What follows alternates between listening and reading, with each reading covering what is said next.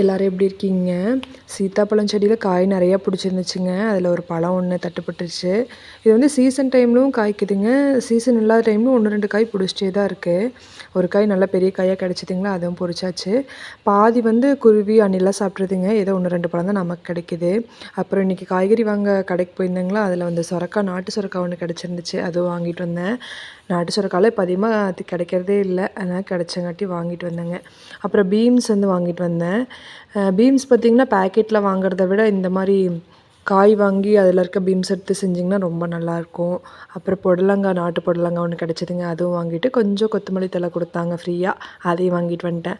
அப்புறம் காய்கறிலாம் அடுக்கி வைக்கும்போது ஒரு தக்காளி பழம் ஒன்று அழுகி இருந்துச்சுங்களா, அதையும் எடுத்து கொஞ்சம் ஏன் அதை தூக்கி போடணும்னு சொல்லிவிட்டு கொஞ்சம் மண்ணை பறித்து அதில் புழிஞ்சு விட்டுட்டேங்க.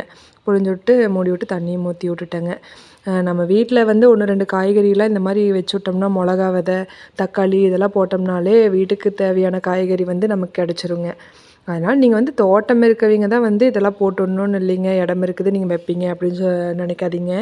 வீட்லேயுமே மாடியில் வீட்டு வாசலில் கொஞ்சம் கொஞ்சம் இடம் வந்து மண் இருக்க இடத்துலலாம் வந்து நீங்கள் இதெல்லாம் போட்டு விட்டிங்கனாலே செடி வந்து நல்லா வருங்க.